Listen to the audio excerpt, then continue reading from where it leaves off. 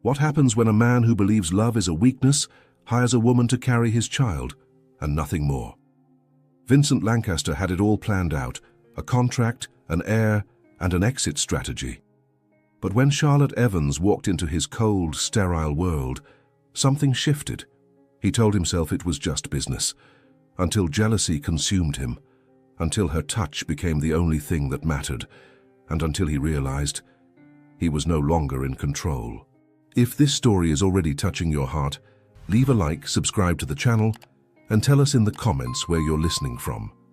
And if you feel it's really worth it, hit the super thanks button. Your support means everything and helps us keep bringing stories like this to you. Charlotte Evans never imagined she'd sell her freedom for a check. But there she was, sitting in an Italian leather chair on the 47th floor of a Manhattan skyscraper, staring at a contract that looked like it had been written by someone without a heart. The room smelled of polished wood and bitter coffee.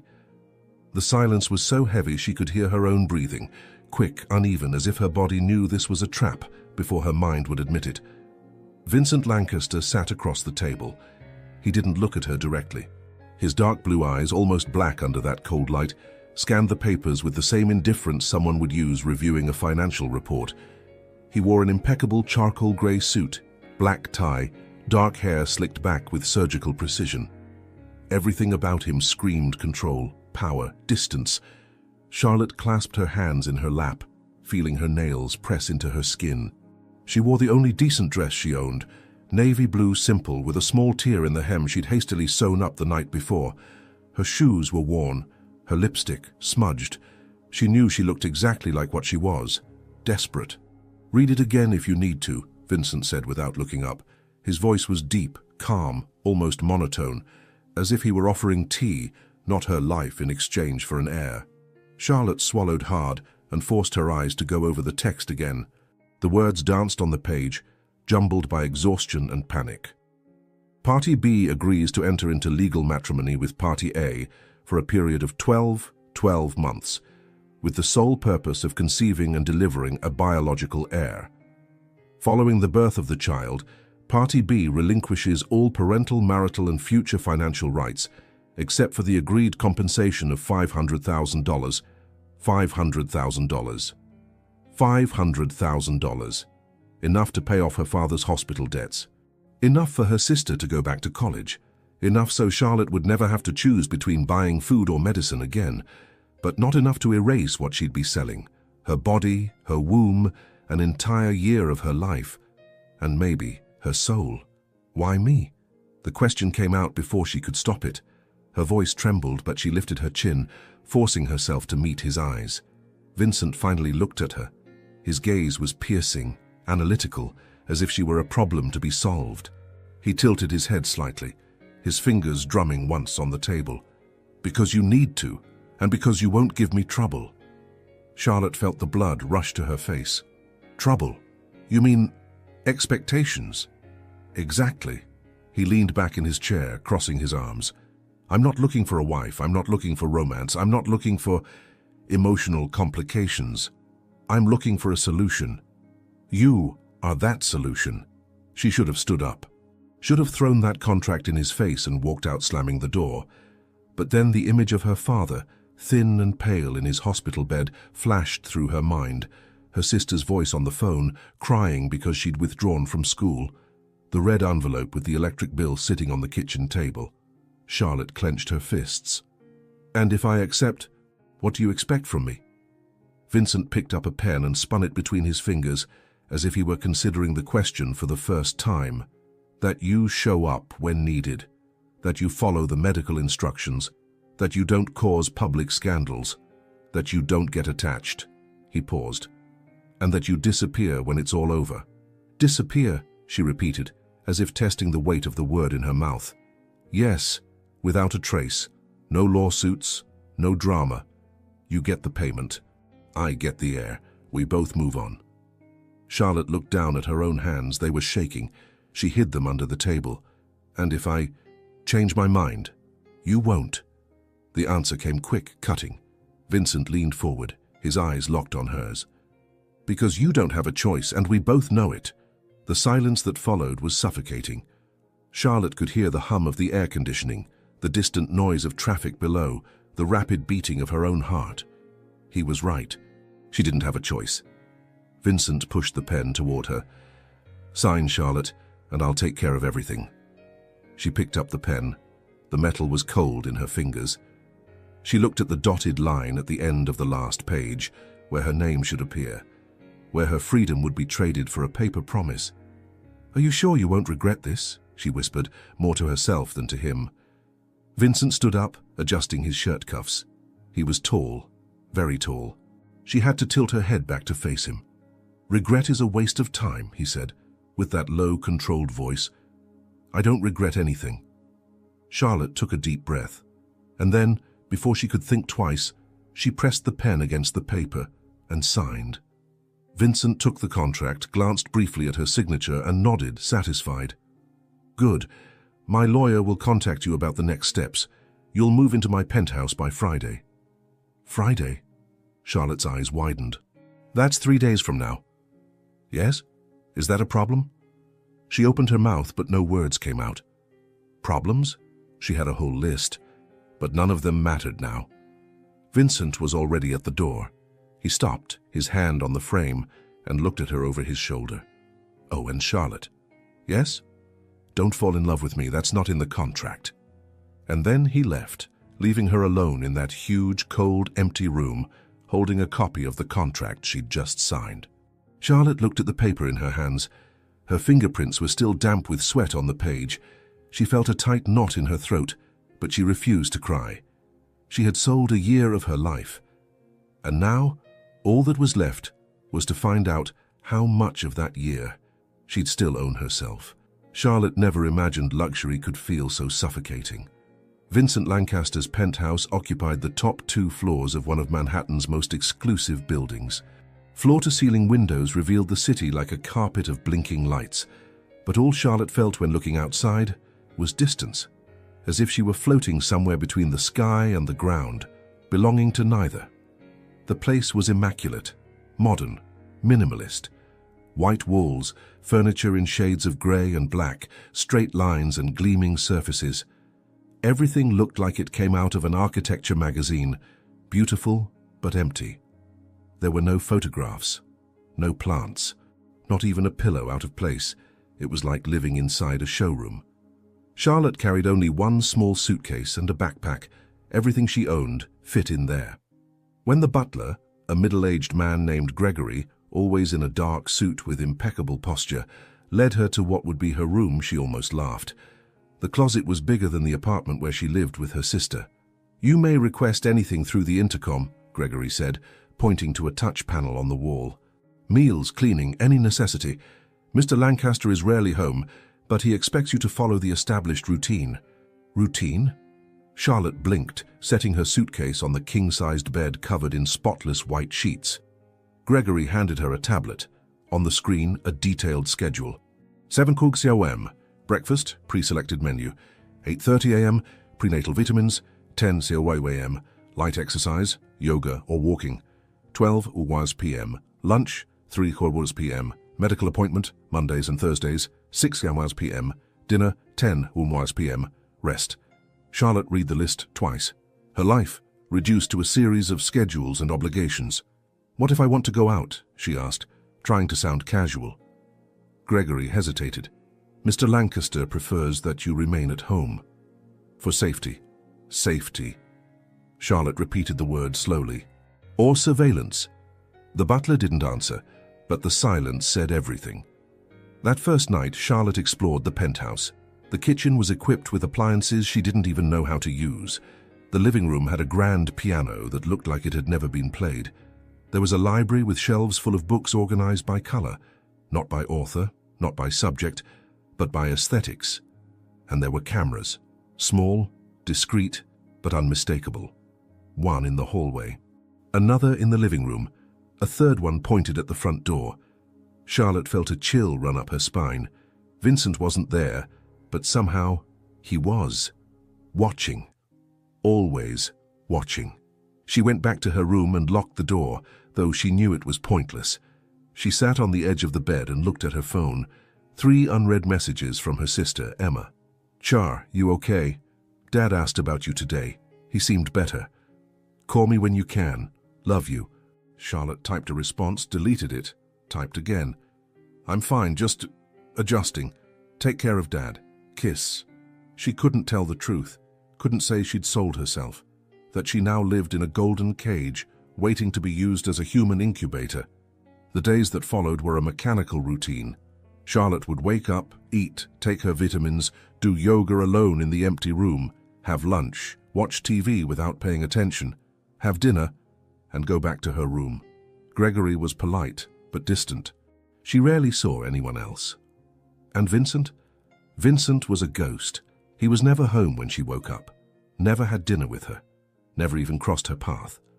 But he left signs of his presence, a tie hanging over the back of a chair, an empty coffee cup in the sink, a note on the refrigerator.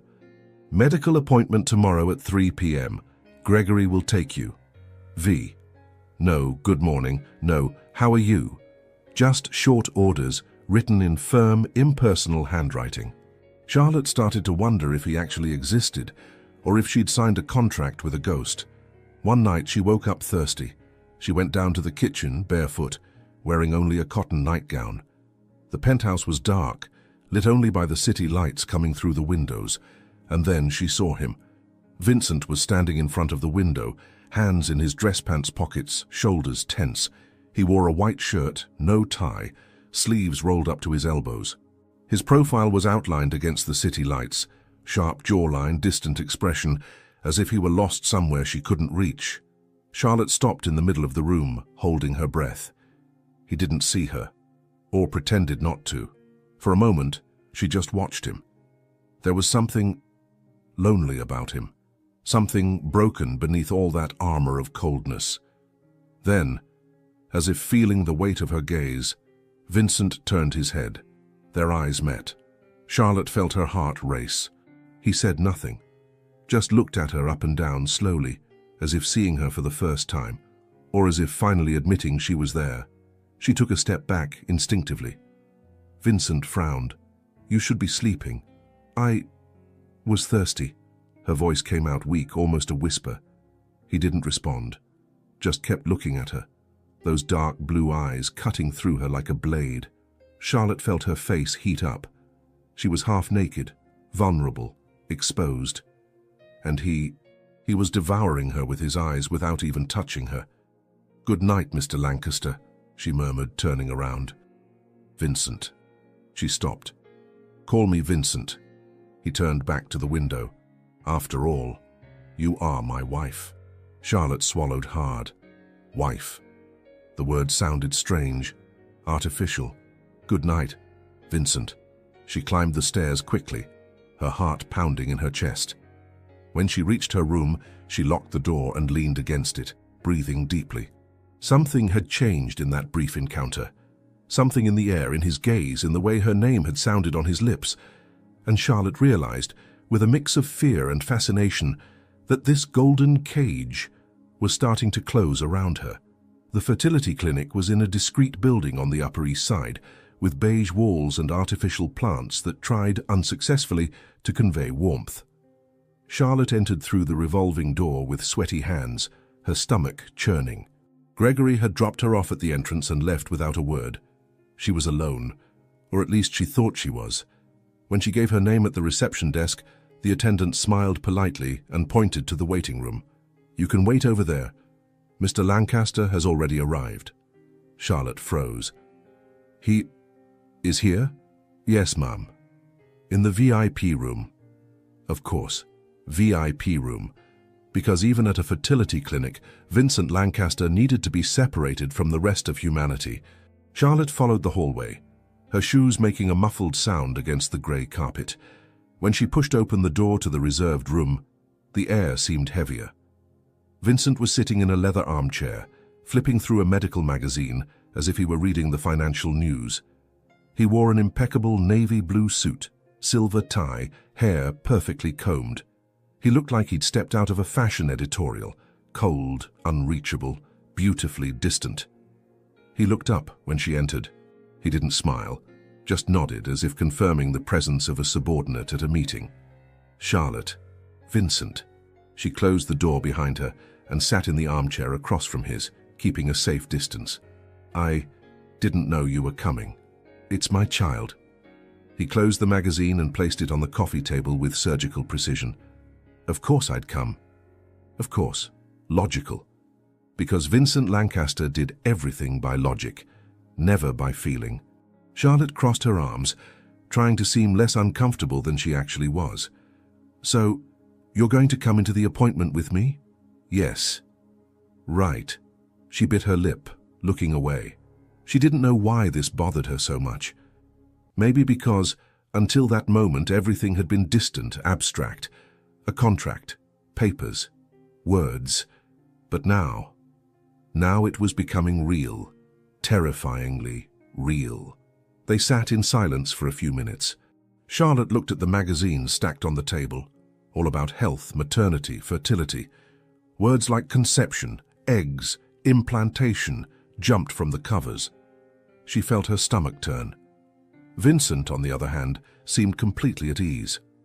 He checked his watch, a Patek Philippe that probably cost more than she'd earned in her entire life, and crossed his legs, waiting with the cold patience of someone accustomed to having control over everything. Finally, the door opened and a doctor entered. A middle-aged woman, grey hair pulled into a bun, white coat, professional and kind expression. "Good afternoon, Mrs. Lancaster, Mr. Lancaster." She extended her hand to both of them. "I'm Dr. Patel. Shall we begin?" Charlotte shook her hand, trying to smile. Vincent just tilted his head, not touching the doctor. They were led to an examination room, white, clean, cold. It smelled of disinfectant and something chemical that Charlotte couldn't identify. There was an exam table covered with disposable paper, a desk with medical instruments, and a computer screen displaying charts she didn't understand. "I'll need to do some routine tests before we start the process," explained Dr. Patel while putting on latex gloves. "Ultrasound, blood work, hormone analysis. It's all very standard. You can wait here, Mr. Lancaster, or if you prefer, I'll stay." His voice cut through the air like a blade. Charlotte looked at him, surprised. Vincent was leaning against the wall, arms crossed, face an unreadable mask. But his eyes were fixed on her, intense, watchful. "All right," Dr. Patel gestured to Charlotte. "Then please get on the table and lie down." Charlotte obeyed, feeling the disposable paper crinkle under her body. She looked at the ceiling, trying to distract herself, but it was impossible to ignore his presence. Vincent said nothing, didn't move. But she felt the weight of his gaze on her, as if he were evaluating, analyzing, possessing. The doctor pulled over the ultrasound equipment and applied the cold gel on Charlotte's abdomen. She flinched. "Sorry, it's cold," murmured Dr. Patel, moving the transducer across her skin. Charlotte bit her lip, fixing her eyes on the screen. Grey and black shapes appeared and disappeared. She didn't understand any of it, didn't know what she was seeing. But Vincent understood. She noticed because suddenly he took a step forward, just one. But it was enough for his presence to become impossible to ignore. "Is everything all right?" he asked, his voice low but firm. "Perfectly." Dr. Patel smiled, looking at the screen. "Healthy uterus, ovaries functioning properly. I see here that ovulation is regular. Mrs. Lancaster is in excellent condition for natural or assisted conception, should you choose that route." Charlotte closed her eyes. Excellent condition for conception, as if she were livestock being evaluated for breeding. The appointment continued. Questions about menstrual cycle, medical history, allergies, medication use. Vincent listened to everything in silence, his eyes fixed on Charlotte, or rather on her body, as if he were studying every detail, every curve, every reaction. "I'll prescribe some prenatal vitamins and folic acid," said Dr. Patel, making notes in the chart. "And schedule the next exams for 2 weeks from now. Any questions?" Charlotte shook her head. Her voice had disappeared somewhere between discomfort and humiliation. Vincent, however, spoke. "Does she need anything else? Specific diet? Restrictions?" The doctor smiled. "Nothing too strict. Balanced diet, hydration, avoid alcohol and cigarettes. But from what I see here, Mrs. Lancaster already follows a healthy lifestyle." "Perfect." Vincent nodded. Then everything set, as if he were closing a business deal.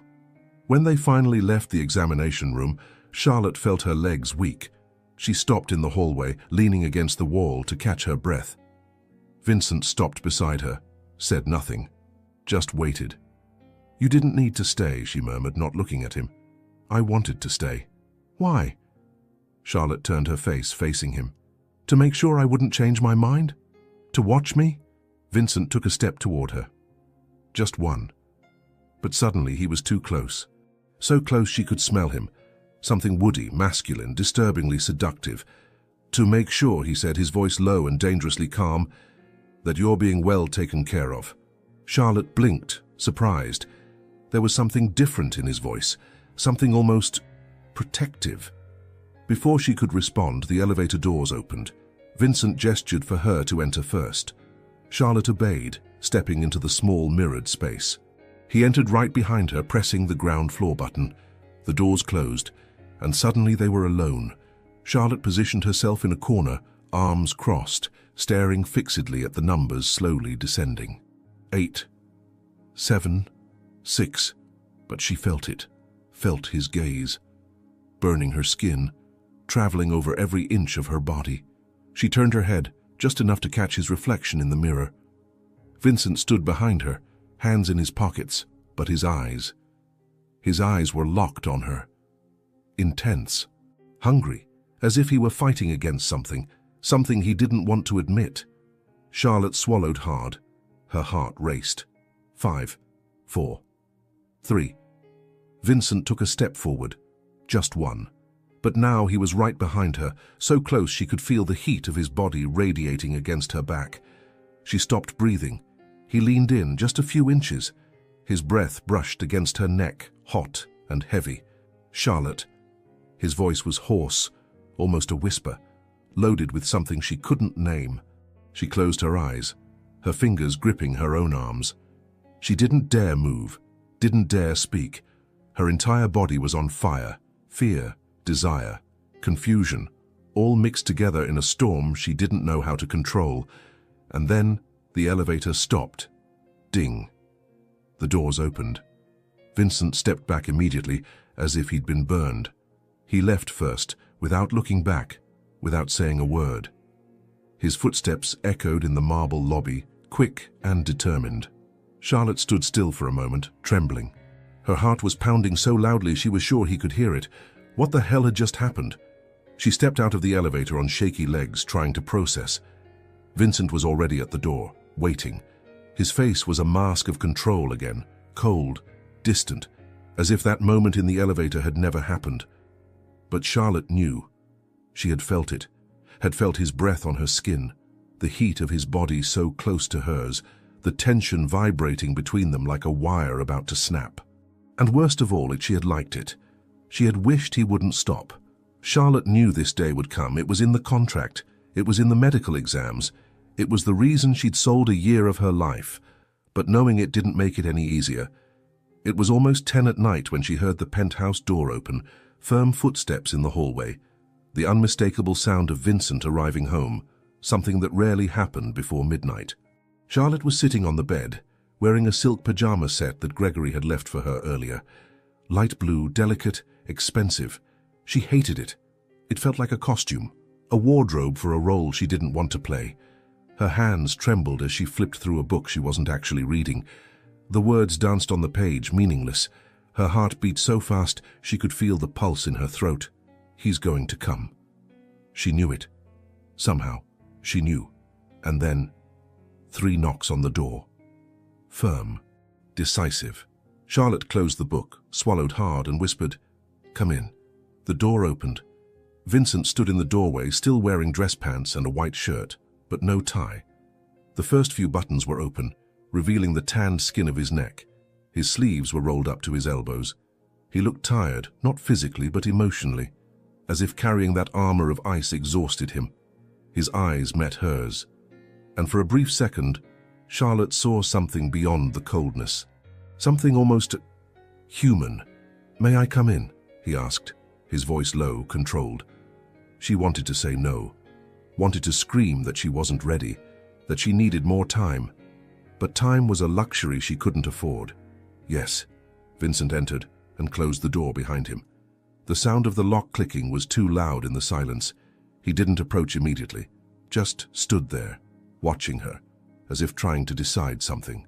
Charlotte got up from the bed barefoot, her toes sinking into the soft carpet. She crossed her arms over her chest, trying to hide how much she was shaking. "You don't need to be afraid of me," he said suddenly. Charlotte let out a bitter laugh. "It's not you I'm afraid of." "What then?" She hesitated. "Myself. Forgetting that this is just a contract." Vincent frowned. He took a step forward, then another.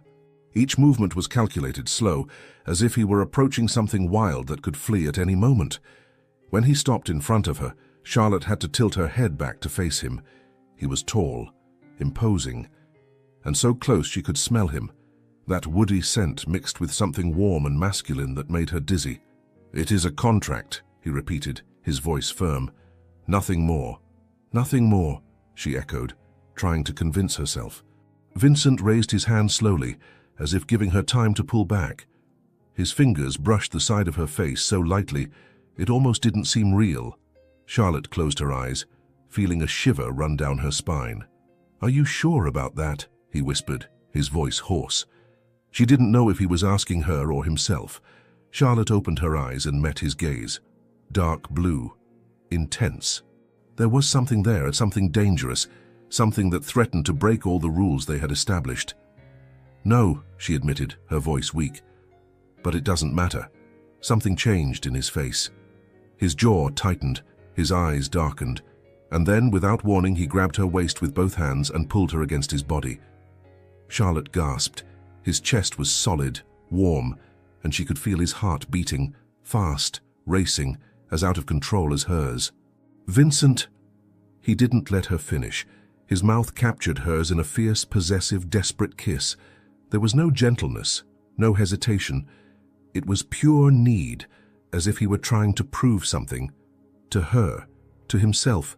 She didn't know. Charlotte should have pushed him away, should have resisted, but her body betrayed her mind. Her fingers tangled in his shirt, pulling him closer. Her mouth opened under his, allowing him to invade her, consume her. Vincent groaned low against her lips, and the sound was like an electric shock. His hands slid from her back to her hips, squeezing, marking. He pushed her gently until her legs touched the edge of the bed. When he finally pulled away, they were both breathless. Charlotte looked at him, confused, lost. Her lips were swollen, red. Vincent ran his thumb over her mouth, slowly, and she saw something burn in his eyes. "Lie down," he ordered, his voice hoarse. She obeyed. She lay down on the bed, her heart racing, her whole body on fire. Vincent watched her for a long moment, as if he were burning that image into his memory. Then he climbed onto the bed, positioning himself over her. His arms braced on either side of her head. He was so close she could count every eyelash, every small scar on his perfect face. "This doesn't mean anything," he whispered, as if trying to convince himself. "It's just biology. Biology," she repeated, knowing it was a lie. His hands found the buttons of her pajama top. He unbuttoned them one by one, slowly, his eyes fixed on hers. Charlotte held her breath as the silk slid from her shoulders, exposing bare skin. Vincent closed his eyes for a second, as if fighting against himself. Then he lowered his head and pressed his lips against her collarbone, then her neck, then the curve of her shoulder. Charlotte arched her back, a moan escaping her lips. Her hands found his hair, fingers tangling in the dark strands. "Vincent," she whispered, not knowing if it was a request or a plea. He raised his face, his eyes burning. "Don't talk. Don't talk." Because words would make it real. Words would break the illusion that this was just obligation. The rest happened in silence. Urgent touches, ragged breaths, skin against skin. Their bodies met, merged, moved in an ancient and inevitable dance. Charlotte closed her eyes, trying to distance herself, trying to remember that this was just part of the agreement. But it was impossible, because every touch of his burned, every movement consumed her, and when they finally reached climax, together, she felt something break inside her. something she couldn't repair. Afterward, Vincent rolled to the side, his chest rising and falling rapidly. He didn't touch her, didn't hold her. Just lay there, staring at the ceiling, jaw tense. Charlotte pulled the sheet over her body, feeling exposed, vulnerable. She waited for him to say something, anything. Finally, he spoke. "This won't happen again." The words were like a slap. Charlotte turned her face toward him, incredulous. "What?" "This." He gestured vaguely between them. "It won't happen again. From now on, we'll use artificial insemination." She blinked, trying to process. "But it was a mistake." He got up from the bed, putting on his pants quickly without looking at her. "I lost control. It won't happen again." Charlotte felt something painful settle in her chest, anger, humiliation, and something worse, rejection. "I see." Her voice came out cold, cutting. "So you got what you wanted. You can leave now." Vincent stopped at the door. For a moment she thought he would come back, that he would admit he'd lied. But he didn't come back. He just opened the door and left, leaving her alone in the bed, naked, trembling, with the taste of him still on her lips. And Charlotte realized, with a painful tightness in her chest, that he was right. This couldn't happen again, because if it did, she wouldn't know anymore where the contract ended and where the feeling began. 2 weeks had passed since that night. 2 weeks of suffocating silence. Vincent had gone back to being a ghost, leaving before Charlotte woke up, returning after she was asleep, or pretending to be asleep. They didn't talk, didn't touch, didn't look at each other. It was as if nothing had happened, except it had happened. And Charlotte couldn't forget. No matter how many times she tried to convince herself that it had just been part of the contract, her body remembered. Her lips remembered. Her heart, that damned treacherous heart, remembered. On Saturday morning, Gregory handed her a gold envelope. "Mr. Lancaster requests your presence at a charity event tonight," the butler said with his usual politeness. "A dress has been selected for you. It's in the closet." Charlotte took the envelope, looking at the invitation printed in elegant lettering. Mount Sinai Hospital Charity Gala. Attire. Black tie. Of course, Vincent Lancaster needed a presentable wife to keep up appearances. And she, like a good hired employee, should play her part. She hated it. Hated the way he controlled her, how he dictated every aspect of her life. But what could she do? Tear up the invitation. Refuse. The contract was clear. She should accompany him to social events when requested. That evening, Charlotte dressed mechanically. The dress was stunning. A long, dark red satin gown with an off-shoulder neckline and a discreet slit on the side. Elegant, sophisticated, expensive. She pulled her hair into a low bun, applied subtle makeup, and put on the heels Gregory had left. When she came downstairs, Vincent was already waiting in the living room. He wore a black tuxedo, bow tie, hair impeccably combed. He looked like he'd stepped out of a magazine, cold, distant, unreachable. His eyes traveled over her quickly, from her shoes to her face, but his expression didn't change. No compliment, no smile, just a curt nod. "Let's go." The event was held in a luxury hotel ballroom in downtown Manhattan.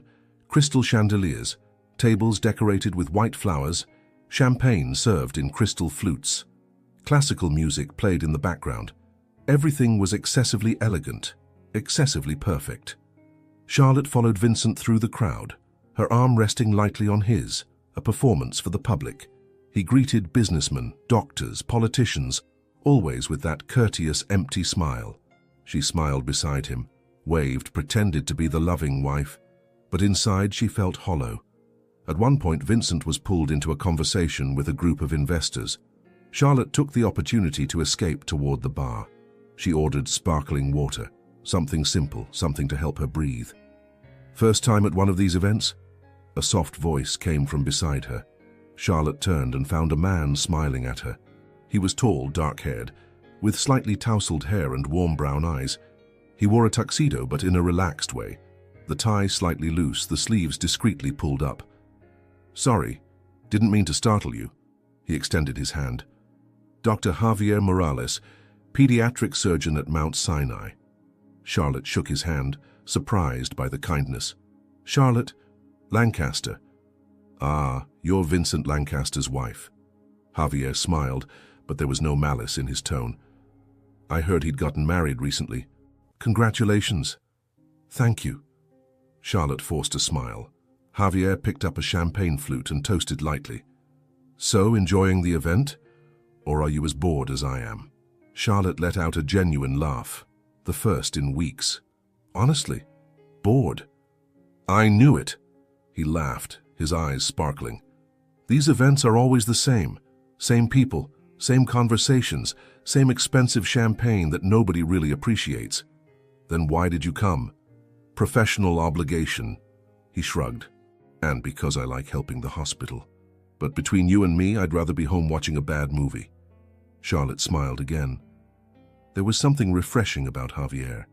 He was light, easy, different from Vincent, who carried the weight of the world in every word, every look. They talked for a few minutes. Javier told funny stories about his patients, children who asked absurd questions, who drew pictures for him, who reminded him why he'd chosen this profession. Charlotte found herself laughing, relaxing for the first time in weeks. It was good to talk to someone who didn't treat her like an obligation, someone who saw her as a person. You have a beautiful smile, Javier said suddenly, almost shyly. Sorry, that was inappropriate. Charlotte felt her face heat up. No, thank you. And then she felt it. A presence. Heavy, intense, dangerous. She turned her head and saw Vincent standing a few yards away, his eyes locked on her and Javier. His face was a mask of ice, but his eyes burned. Charlotte swallowed hard. I need to go. Of course. Javier smiled. It was a pleasure meeting you, Charlotte. She barely managed to respond before feeling Vincent's hand grab her arm, firm, possessive. Let's go, he said, his voice low and dangerous. Charlotte barely had time to say goodbye to Javier before being dragged through the ballroom. Vincent led her to an empty hallway, away from the crowd, away from curious eyes. When he finally stopped, he released her arm forcefully. What were you doing? He asked, his voice controlled but trembling with anger. Charlotte rubbed her arm, looking at him with disbelief. Talking. Is that a crime? With him? Vincent took a step forward, his eyes flashing.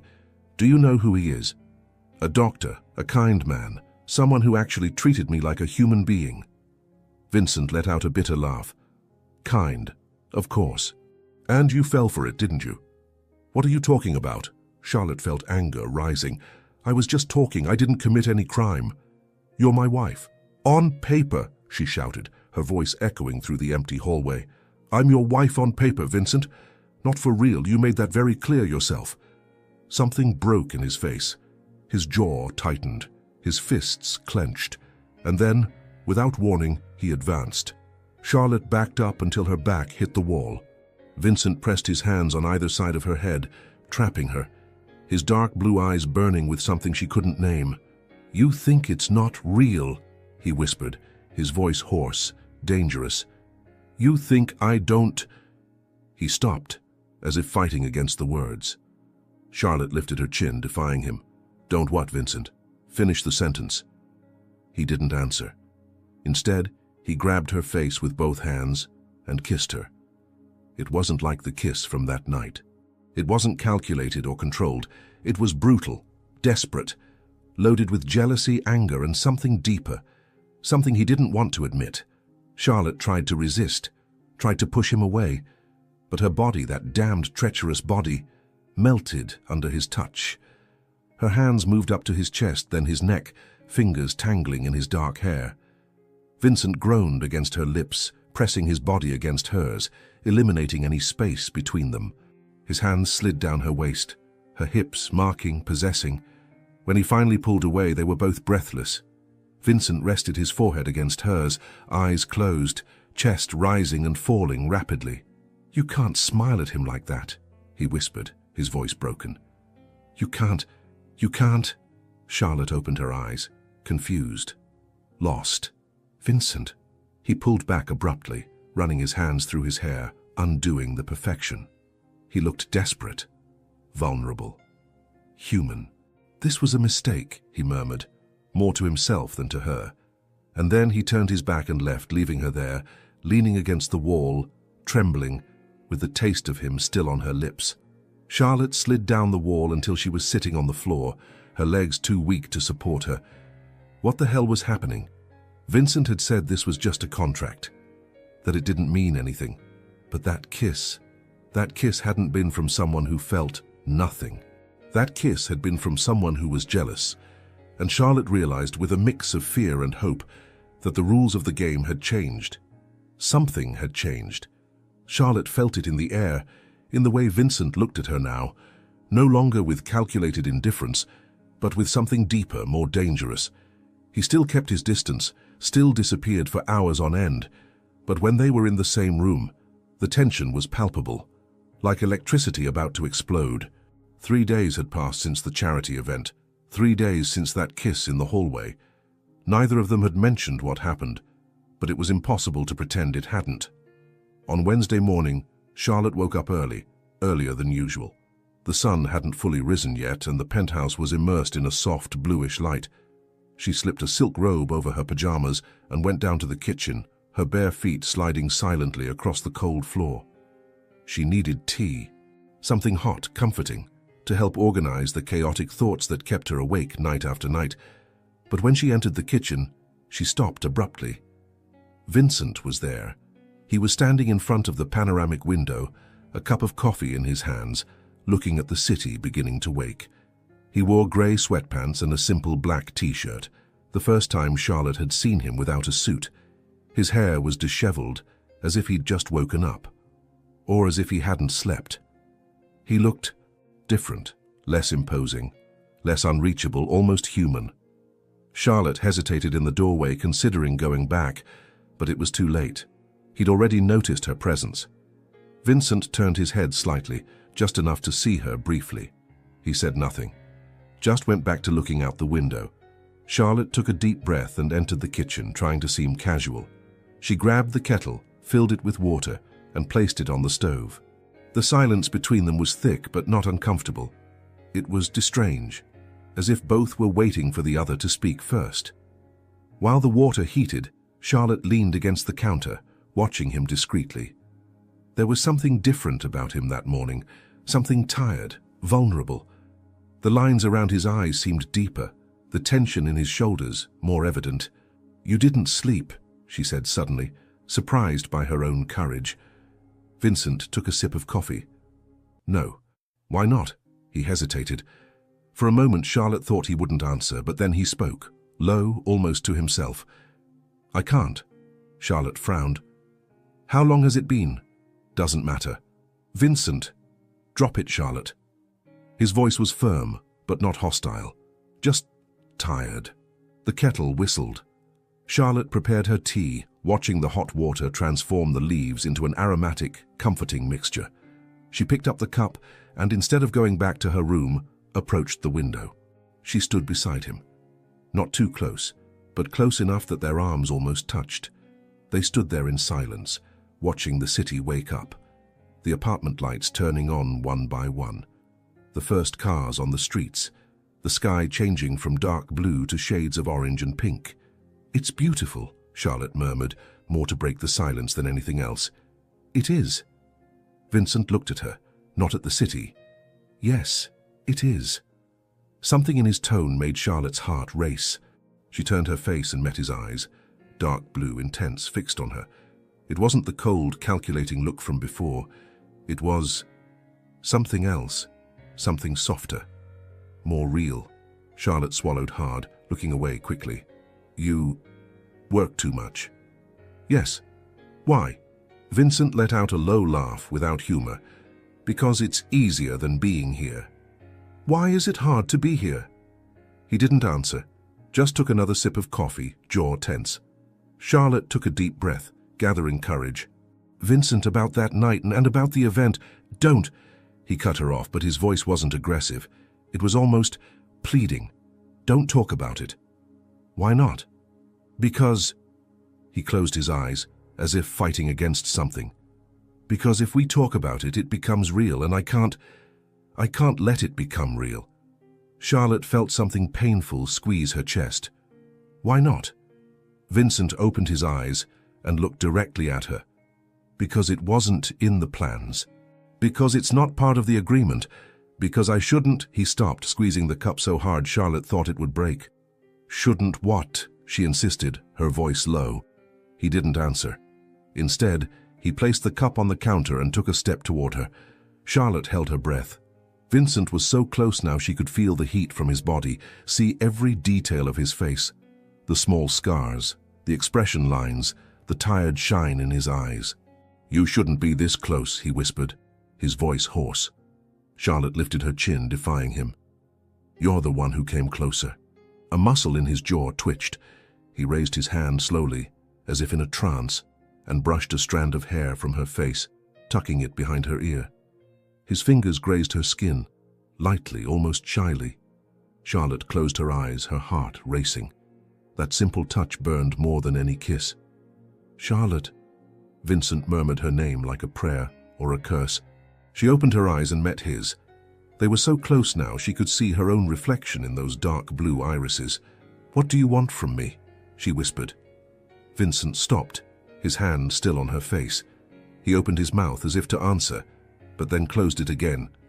His expression was tortured, torn between what he wanted and what he thought he should do. Finally, he pulled back. I need to go. Vincent, I have a meeting. He was already moving away, grabbing the cup, avoiding looking at her. Gregory will take you to the medical appointment this afternoon. And then he left, leaving Charlotte alone in the kitchen, trembling, with the sensation of his touch still burning on her skin. She leaned against the counter, trying to catch her breath. Her legs were weak, her heart out of control. Something was changing between them, something inevitable and terrifying. Vincent was fighting against it. She saw it in his eyes, in the way he pulled back whenever they got too close. But the fight was getting harder and harder, and Charlotte realized with a mix of hope and fear that she wasn't the only one feeling it. He was too. Vincent Lancaster, the man who didn't believe in love, who had created a contract to avoid emotional complications, was starting to feel something he couldn't control. And that changed everything. That night, Charlotte couldn't sleep. She lay in bed staring at the ceiling, replaying every word, every look, every touch from that morning. Around 1 a.m, she heard footsteps in the hallway, slow, hesitant. They stopped in front of her door. Charlotte held her breath, her heart racing. She waited for him to knock, waited for him to come in. But he didn't come in. He just stood there, on the other side of the door, for long minutes.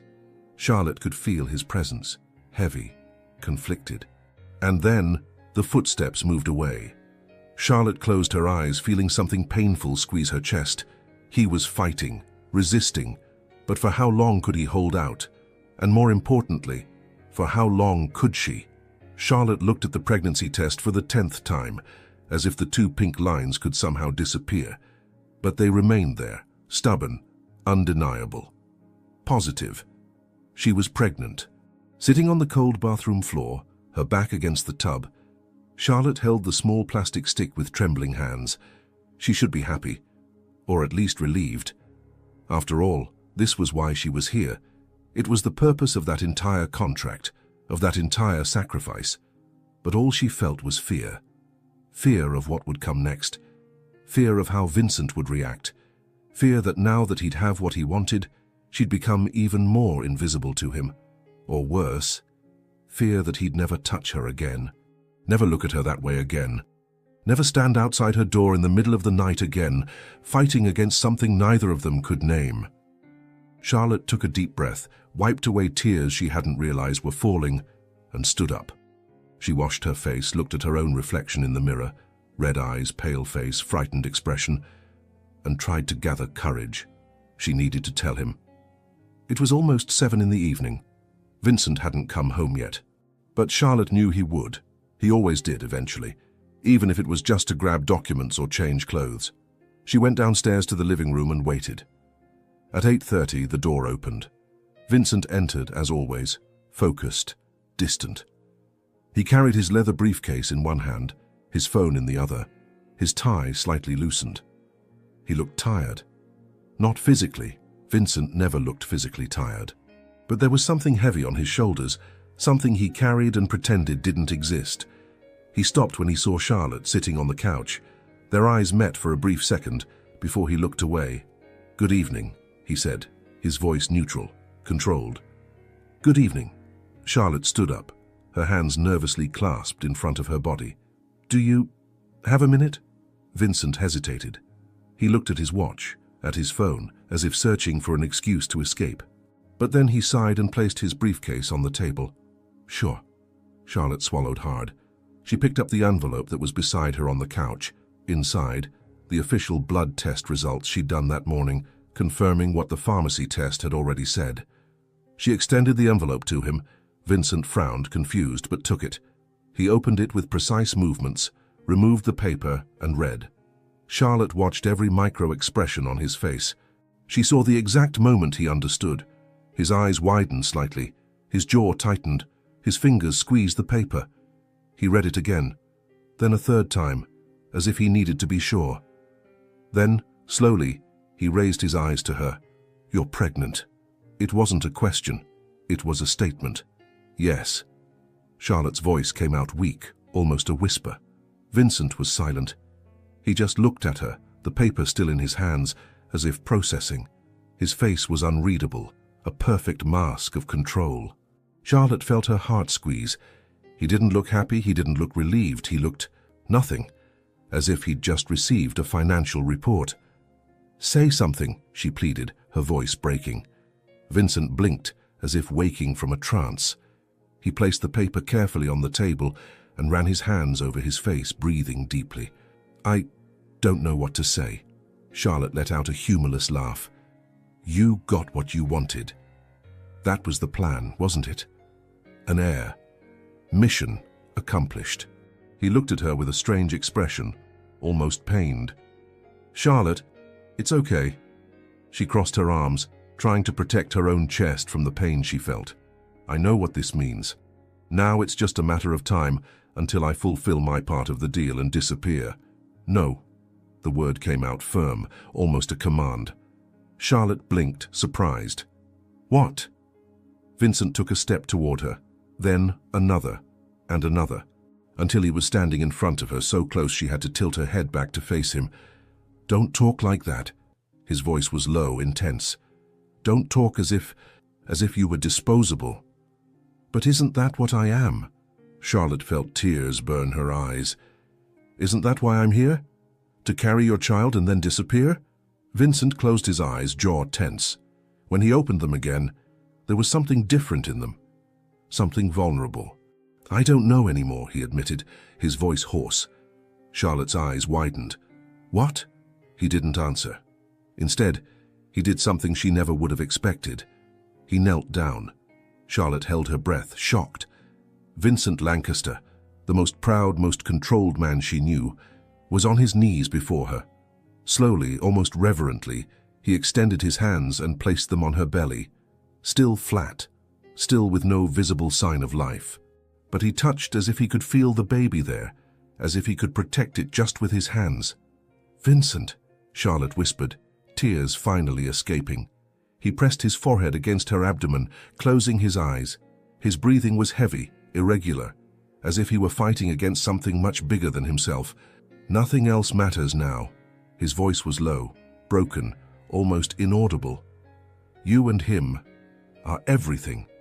Charlotte felt her chest squeeze so tight she could barely breathe. She raised her hands, hesitant, and placed them on his hair, her fingers sliding through the dark strands. They stayed like that for long minutes, in silence, connected in a way that neither the contract, nor words, nor reason could explain. When Vincent finally stood up, his eyes were red. He wasn't crying, Vincent Lancaster didn't cry, but something in him had broken, something he'd been holding for too long. "I'm going to take care of you." He held her face with both hands, forcing her to look into his eyes. "Both of you, I promise." Charlotte nodded, unable to speak. Tears flowed freely now, wetting his hands. Vincent wiped them gently with his thumbs, and then, for the first time since they'd met, he hugged her. It wasn't a calculated hug. It wasn't out of obligation. It was desperate, tight, as if he were trying to absorb every part of her. His arms wrapped around her completely, one hand on the back of her neck, the other on her back, holding her as if she were the most precious thing in the world. Charlotte buried her face in his chest, feeling his heart beating hard, out of control, as off-rhythm as hers. "I'm scared," she confessed against his shirt. "Me too." Vincent kissed the top of her head, lingering there. "But we'll be okay, I promise." Charlotte didn't know if she believed him. Didn't know if this was real or if it was just the shock of the news talking. But in that moment, as he held her as if she were the only thing that mattered, she allowed herself to believe, allowed herself to feel, allowed herself to hope. Because something had changed that night, something irreversible. Vincent Lancaster, the man who never wanted emotional complications, had just admitted he could no longer pretend. And Charlotte realized, with a mix of fear and relief, that she couldn't either. Later that night, after Vincent insisted she eat dinner and rest, Charlotte went upstairs to her room. But before sleeping, she looked out the window and saw the light in his office still on. He was there, probably working, trying to process everything, but something was different now. Because for the first time since she'd signed that contract, Charlotte felt that maybe, just maybe, this could become something more than an agreement. Maybe it could become real. The weeks that followed were different, subtly different, but impossible to ignore. Vincent still worked long hours, but now he came home earlier. He had dinner with Charlotte, sometimes in silence, sometimes exchanging a few words about their day. He asked how she was feeling, if she had morning sickness, if she needed anything. Small attentions that, coming from him, seemed monumental. Charlotte noticed other changes too. The way he looked at her when he thought she wasn't watching. The way his fingers brushed against hers when they passed something at the table. The way he hesitated before leaving in the morning, as if he wanted to say something but didn't know how. The tension between them hadn't disappeared. On the contrary, it was more intense than ever. But now it was different. It wasn't just physical desire, it was something deeper, more frightening. It was connection. On a Friday night, Charlotte was in the library, wrapped in a blanket, reading a book about pregnancy that Gregory had bought for her. The fireplace was lit, filling the space with comforting warmth. Outside, the city glittered under the light rain that was falling. She heard footsteps and looked up. Vincent stood in the doorway, still wearing dress pants and a white shirt but no tie. His sleeves were rolled up to his elbows. His hair was slightly disheveled, as if he'd run his hands through it several times. "May I come in?" he asked, his voice low. Charlotte closed the book. "It's your house. It's our house." The correction was gentle but firm. He entered and sat in the armchair next to her, keeping a respectful distance. For a few minutes they sat in silence, just listening to the crackling of the fire and the sound of rain against the windows. "Are you okay?" Vincent finally asked. "Yes. A little tired, but good."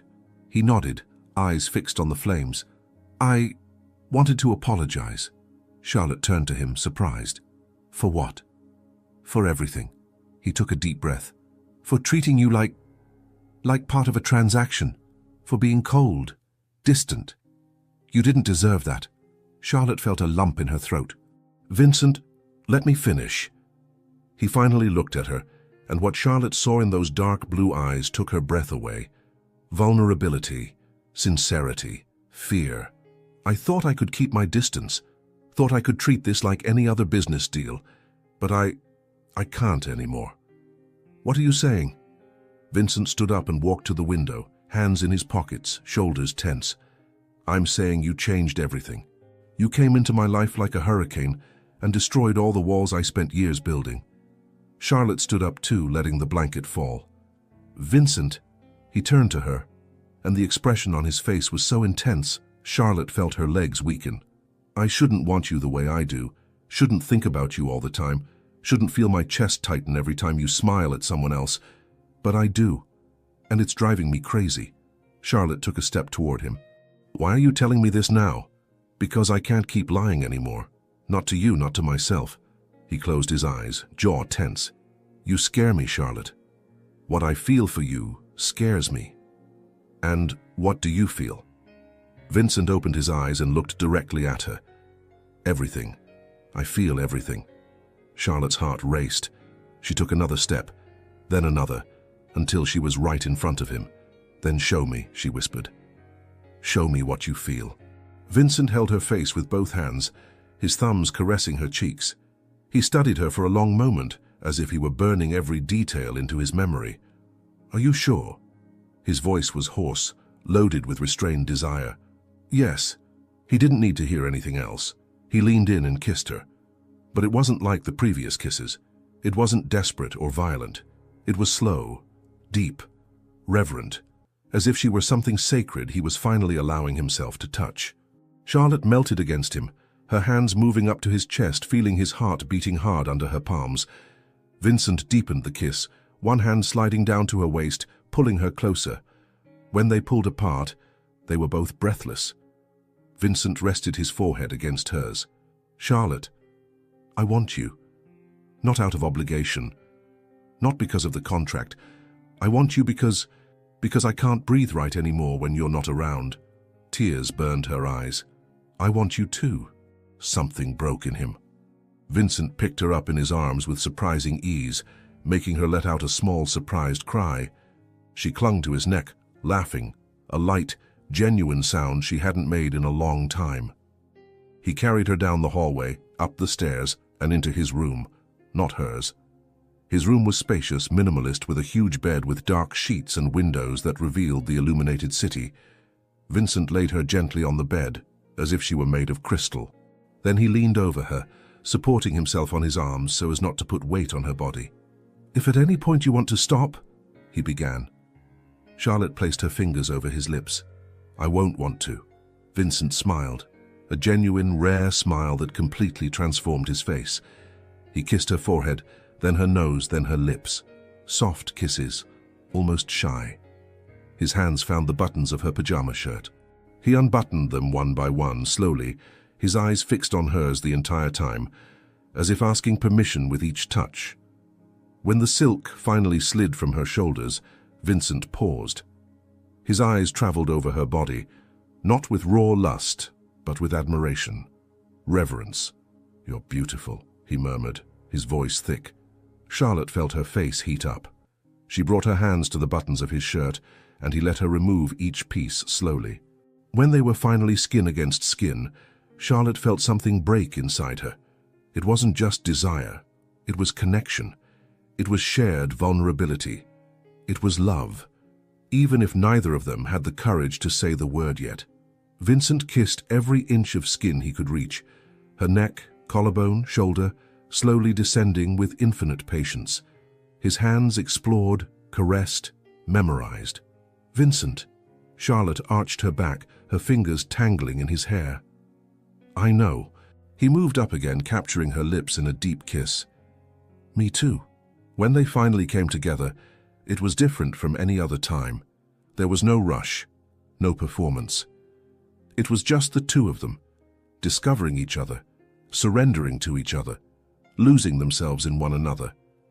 Vincent moved slowly, eyes fixed on hers, one hand intertwined with hers above her head, the other caressing her face. Charlotte wrapped her legs around his waist, pulling him deeper, closer. Charlotte. He whispered her name like a prayer. I'm here. She held his face, forcing him to look at her. I'm here. The climax came like a wave, slow, building, inevitable. They both clung to each other, breaths intertwined, bodies trembling, souls merging in a way no contract could predict or control. Afterward, Vincent didn't pull away. He pulled her to his chest, arms wrapping around her completely, as if he wanted to protect her from the entire world. Charlotte rested her head on his heart, listening to the strong, steady beats. He stroked her hair, his fingers sliding through the strands in smooth, repetitive movements. I'm not letting you go, he murmured against the top of her head. Never. Charlotte closed her eyes, feeling tears silently stream down. Promise. I promise. Vincent held her tighter. You're mine now, for real, not because of a contract, but because I choose you.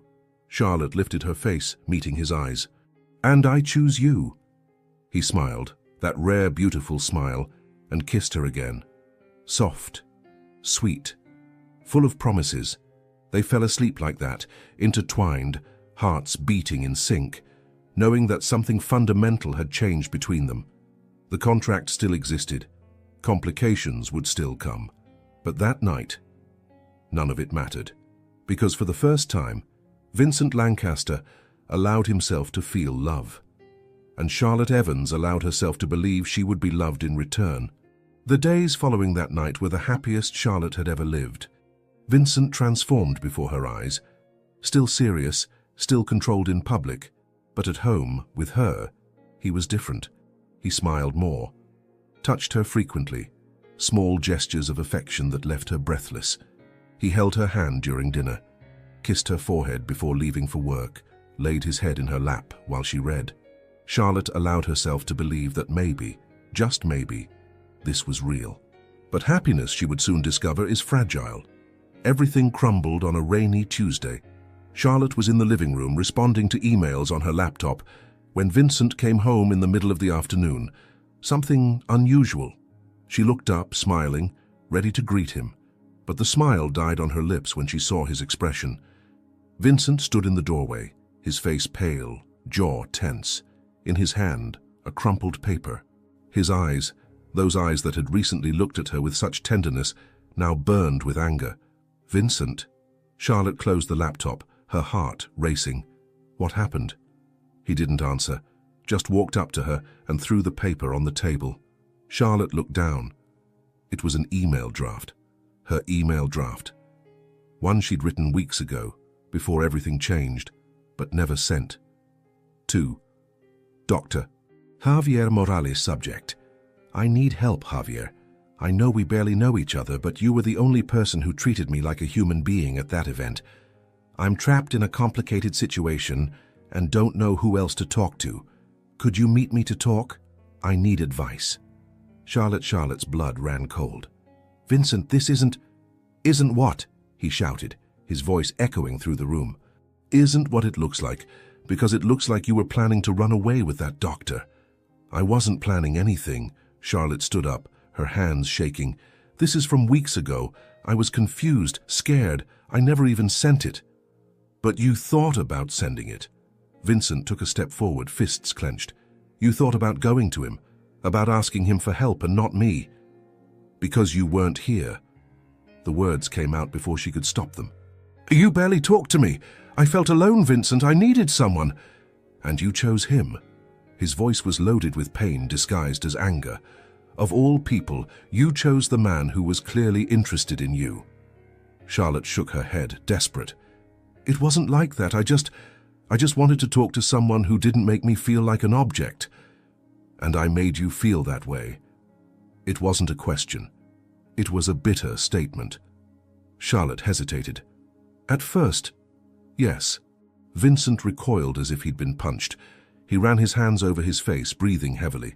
So all of this, everything that happened between us, was because you were desperate, because you had no one else. No. Charlotte took a step toward him, tears beginning to fall. Vincent, it wasn't that. Don't touch me. He cut her off, backing away from her.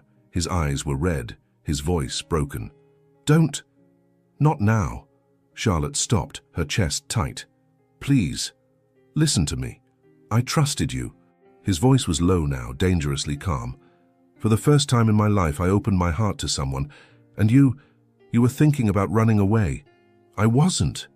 Vincent, please. But he wasn't listening. He grabbed his keys from the table and walked toward the door. Where are you going? Charlotte ran after him, desperate. I don't know. Away from here. He stopped at the door without turning around. Away from you. And then he left, slamming the door so hard the pictures on the walls shook. Charlotte stood in the middle of the room, trembling, tears flowing freely.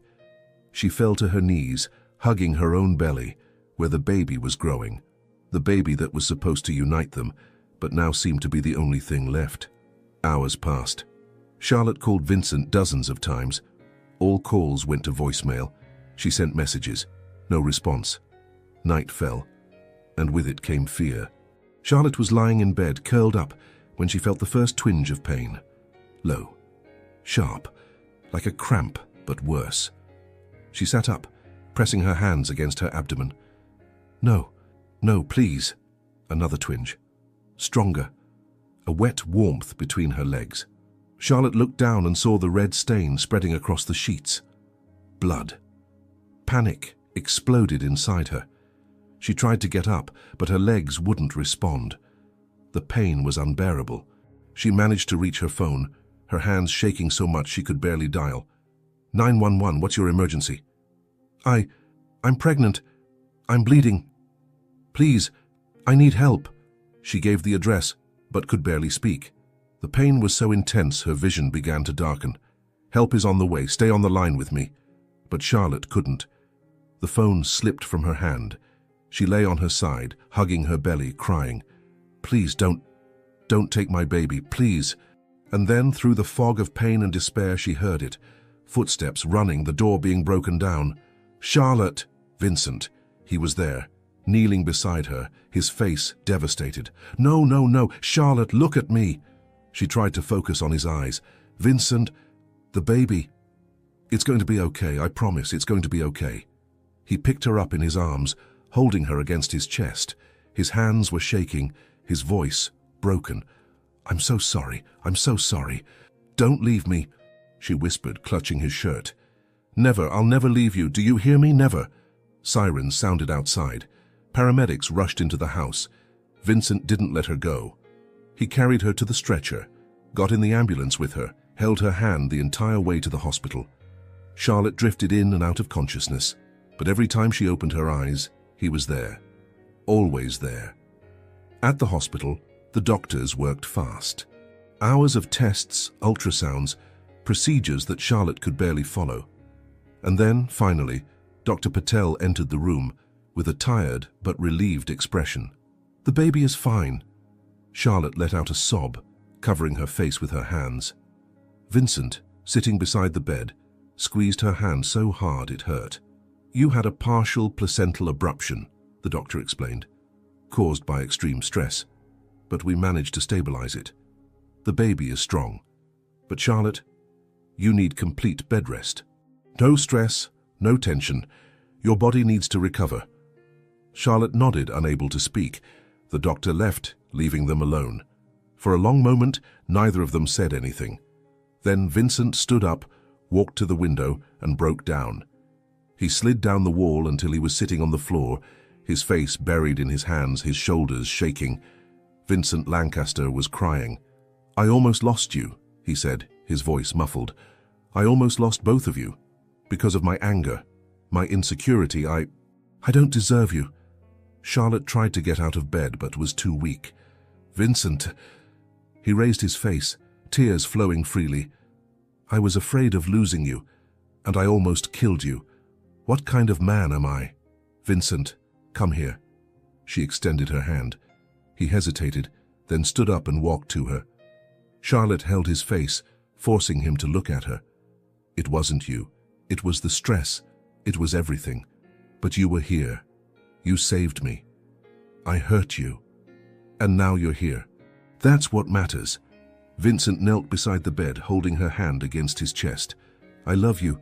God, I love you so much it hurts. And I'm so afraid of not being enough. Charlotte felt her heart explode. You love me? Yes. He kissed the palm of her hand. Yes, I love you. And I don't want to pretend anymore. I don't want contracts or rules anymore. I just want you. Forever. Charlotte smiled through her tears. I love you too. Vincent carefully climbed onto the bed beside her and pulled her into his arms. They stayed like that, intertwined, crying, healing. And Charlotte knew, with absolute certainty, that they would get through this. Together. 3 months had passed since that terrible night at the hospital.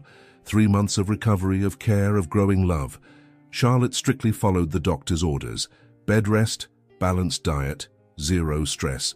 Vincent became her tireless protector. He worked from home whenever possible, hired a private nurse, cancelled appointments to be by her side. He read to her at night, massaged her swollen feet, talked to the baby through her belly, as if the little one could already understand him. And somewhere between the care and the whispers, between the shared fears and unexpected laughter, the love between them solidified in a way no contract could have predicted. Now, on a sunny Saturday afternoon, Vincent asked Charlotte to meet him in the living room. She came downstairs wearing a light dress that accommodated her already prominent 6-month belly. When she entered, she found him standing in front of the fireplace, holding something in his hands. The contract. Charlotte stopped, her heart racing. Vincent. He turned to her, and what she saw in his eyes made her hold her breath. Determination. Love. Freedom. "Come here," he asked, extending his hand. Charlotte approached, taking his hand. He guided her until she stood in front of the fireplace where the fire crackled softly. "When I created this contract," Vincent began, his voice firm but emotional, "I thought I could control everything. My feelings, my life, even love. I thought love was a weakness, something men like me couldn't afford to feel." He looked at the contract in his hands, then at her. "But you showed me I was wrong. You showed me that love isn't weakness, it's courage. It's choosing someone every day, even when it's hard, even when it hurts." Charlotte felt tears burn her eyes. Vincent raised the contract. "This paper says you're my wife by obligation, that you owe me a child and then your freedom.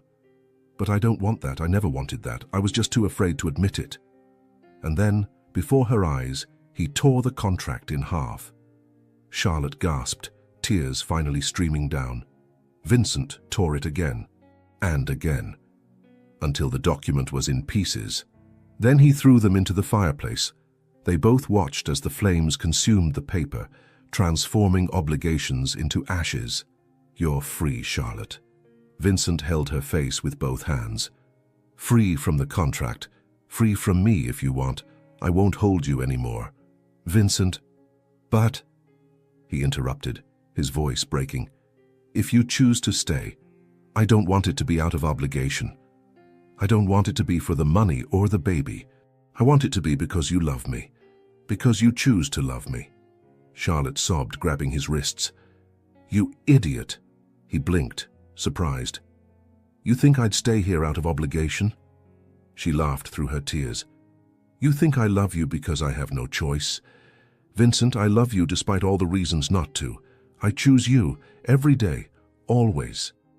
Vincent closed his eyes, resting his forehead against hers. "Marry me. We're already married." "No, not that way." He pulled back, holding her hands.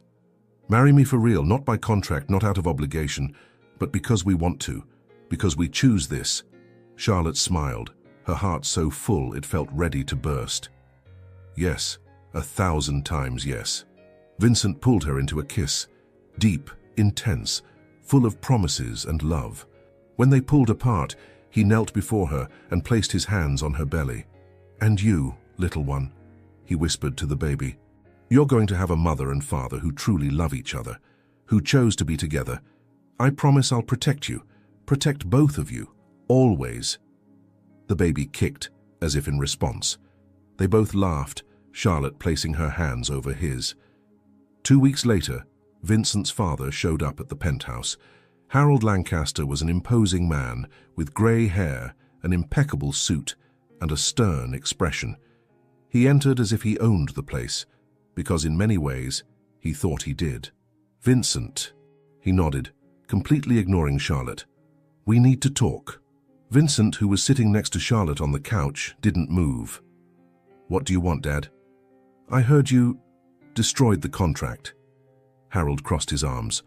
A foolish and emotional decision, typical of someone who lets themselves be carried away by feelings. "Be careful what you say." Vincent's voice was low, dangerous. Harold ignored him. "That woman isn't suitable for you. She doesn't come from family, doesn't have the proper education, doesn't have... She has my heart." Vincent stood up, positioning himself between his father and Charlotte. "And that's all that matters." "Heart?" Harold laughed with disdain. "You're being ridiculous. Send her away, pay whatever is necessary, but end this before it damages the family reputation any further." "No," Harold frowned. "Excuse me? I said no." Vincent took a step forward, facing his father. "You may have raised me. You may have molded me in your image for years, But now I'm a man, and this—" He looked at Charlotte with so much love she felt her chest tighten. "This is my family." "I'm your family," Harold shouted. "The company, the Lancaster legacy." "You're wrong," Vincent shook his head. "My family is her. It's the baby she's carrying. It's the home we're building together. And if you can't accept that, then maybe it's better if you leave." Harold turned pale. "You're throwing me out?" "I'm giving you a choice." Vincent crossed his arms. "You can accept Charlotte and our child as part of this family and be welcome here. Or you can continue being the bitter, controlling man you've always been, and be alone." For a long moment, Harold just stared at his son. Then, without saying a word, he turned his back and left. The door closed behind him. Charlotte stood up, walking to Vincent. She saw the pain in his eyes, but she also saw something more: relief. "Are you okay?" she asked softly. "Yes." He hugged her. "For the first time in my life, I'm truly okay." 6 weeks later, Charlotte went into labor. It was 12 hours of contractions, gasping breaths, clenched hands. Vincent was by her side every second, whispering words of encouragement, wiping the sweat from her forehead, saying, "I love you," over and over. And then at 3:47 in the morning on a rainy Tuesday, Nathaniel Vincent Lancaster came into the world. Small, red, screaming loudly, perfect. The nurse placed the baby on Charlotte's chest, and she looked at that wrinkled little face, those closed eyes, those tiny fingers, and felt a love so overwhelming she didn't know was possible. Vincent was beside her, tears flowing freely as he touched his son's little head for the first time. "He's perfect," Vincent whispered, his voice thick. "How you both are perfect." Charlotte looked at him, at the man who had started as a cold, calculating stranger, and who was now there, vulnerable, crying, completely transformed by love. "We did it," she said, smiling through her tears. "Yes." Vincent kissed her forehead, then the baby's. "We did it." 3 months later, in a small, intimate ceremony, Vincent and Charlotte got married again. Not in a luxury ballroom, not in front of hundreds of guests, but in a simple garden, with Charlotte's father and sister as witnesses, with Nathaniel in her arms, with vows written from the heart and not by lawyers. Vincent held her hands and said, "I choose you, not because I need to, but because I want to, today, tomorrow, and every day to come." And Charlotte responded, "I choose you, with all your flaws and all your qualities, because you showed me that love isn't perfect, but it's real." They kissed under the afternoon sun, with their son between them, with the future shining like a promise. Vincent Lancaster, the man who only wanted an heir, discovered that he'd actually always wanted love.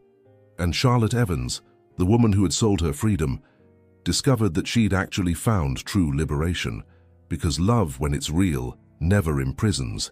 It sets you free. Years later, when Nathaniel asked how Mommy and Daddy met, Charlotte looked at Vincent with a smile. "It was complicated," she said, "but it was worth it," Vincent completed, kissing her. And it was. Every tear, every conflict, every moment of doubt. Because in the end, they didn't just have a contract. They had a family. They had love. And that was all that really mattered. Vincent Lancaster believed love was a weakness, something men like him couldn't afford to feel. He built walls around his heart, created contracts to control the uncontrollable, and thought he could have an heir without ever opening his soul. But Charlotte Evans, with her quiet strength and courageous heart, destroyed every one of those barriers. She taught him that love isn't weakness. It's the greatest courage of all. It's choosing someone every day, even when it hurts, even when it scares you. And in the end, Vincent discovered that what he really needed wasn't an heir. It was someone to love, someone to call home. Sometimes what we're looking for isn't what we really need. And maybe deep down, we're all like Vincent, building walls, signing invisible contracts, trying to control our hearts. But true freedom only comes when we allow ourselves to feel, when we choose love even with all its risks. And you? Have you allowed yourself to love without fear? Or are you still trapped in your own contracts? If this story touched your heart, leave a like, subscribe to the channel, and tell us in the comments where you're listening from. And if you felt it was really worth listening to, click the Super Thanks button. Your support makes all the difference and helps us keep bringing stories like this to you.